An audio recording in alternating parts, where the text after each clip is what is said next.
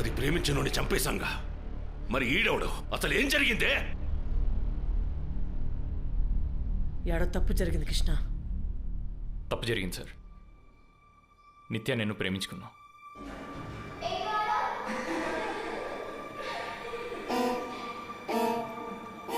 మా ప్రేమే కిరణ్ని చంపేసింది సార్.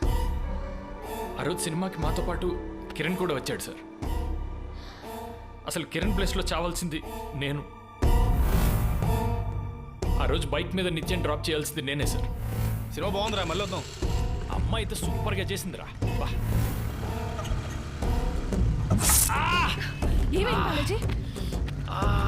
అరే ఏమైందిరా? హాస్పిటల్కి వెళ్దాం పదా. వద్దురా, ముందు నువ్వు నిత్యాన్ని ఇంట్లో డ్రాప్ చేసిరా. లేట్ అయితే తనకు ప్రాబ్లం అవుతుందిరా.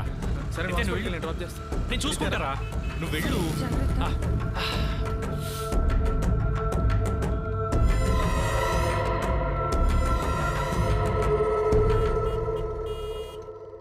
ఆ మేక్ నా కాలి గుచ్చుకోకుండా ఉండుంటే కిరణ్ నిత్యం డ్రాప్ చేయడానికి వెళ్ళేవాడే కాదు సార్. ఆ జయమ్మ చూసి నిత్యం లవ్ చేసింది కిరణే అని. ఆ కృష్ణ మనుషులు దారుణంగా కిరణ్ని చంపేశారు సార్.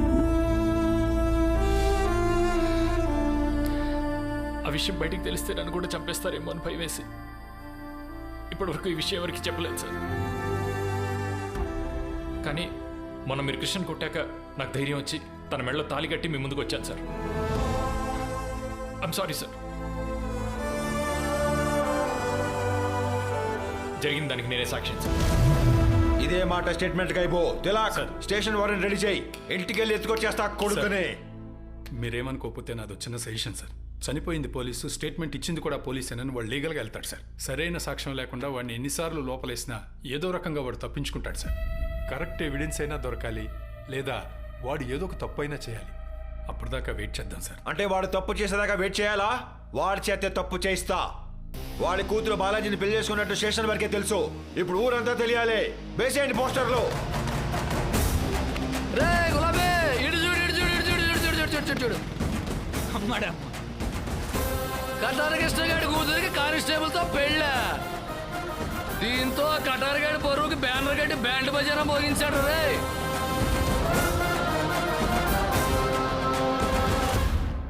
విషయం తెలిసి ఊళ్ళోకి వచ్చాను కృష్ణ.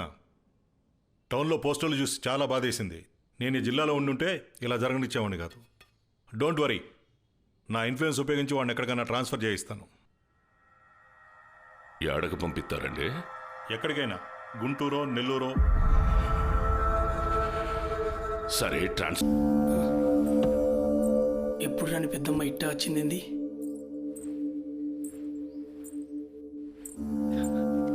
ఏమండి? కృష్ణ గారు వస్తాను. ఒక్కగానొక్క కూతురు, దాన్ని సంపద్దు. అదంటే మీకెంత ఇష్టమో నాకు తెలుసు. ఎదురొస్తే ఇష్టానైనా చంపేద్దారు. నా బిడ్డను బతకనివ్వండి, దాన్ని సంపదని మాట ఇవ్వండి, మాట ఇవ్వండి.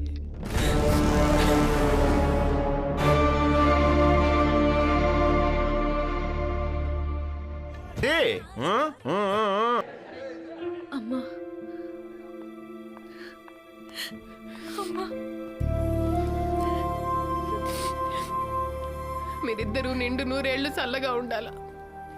కొన్నాళ్ళు ఆడికైనా వెళ్ళిపోండి. మీ నాన్న గురించి నాకు తెలుసు. ఆయన మనిషి కాదు. నువ్వు ఎక్కడున్నా పసుపు కుక్కువలతో ఉంటే చాలు. ఎక్కడికైనా వెళ్ళిపోండి. మీరే కంగారు పడకండి, వీళ్ళిద్దరికి నేనున్నాను. ఈ పెళ్ళిళ్ళ సంతోషం కోసమా, మీ పంతం కోసమా? మీ గొడవల్లో నా బిడ్డ జీవితం బలైతే నేనైతే బతకలేను.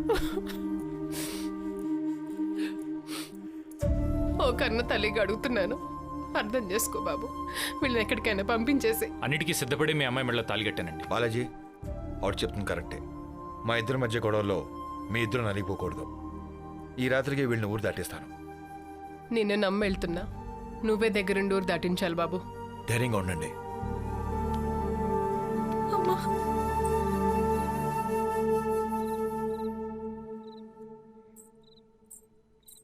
ఏడగిపోయావే?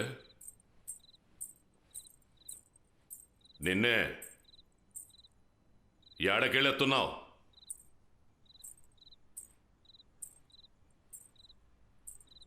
పెళ్ళాన్ని సహధర్మచారిని అంటారు తెలుసా? అంటే నువ్వు చేసే ధర్మంలో సగం నేను కూడా చెయ్యాలా. నీ కూతుర్ని, దాని మొగుణ్ణి, ఆ పోలీసోణ్ణి ముగ్గురిని ఓ చోటికి చేర్చిన ఇప్పుడు చూపి నీ మగతనం. ఊళ్ళో పిల్లలందరూ మొగుళ్ళకే పుడతారు, నా కూతురు మాత్రం మొగోనికి పుట్టిందనుకున్నా. నీ మగతనం నాది. నిన్ను కొట్టినోడ్ని, నీ బిడ్డ మెళ్ళ తాళి కట్టినోడ్ని అడ్డంగా నరికేయ్. పోయిన నీ పరువుని, నా కూతుర్ని తీసుకురా.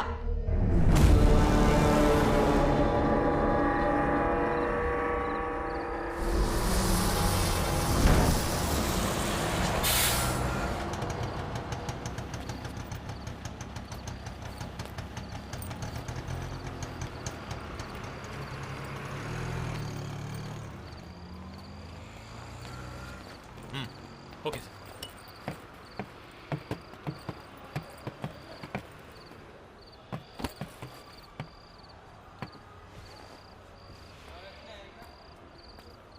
సార్ తీసుకో. Thank you so much sir. ఏ అవసరం వచ్చినా ఫోన్ చేయి. Sure sir. టేక్ కేర్ అమ్మా. Okay sir.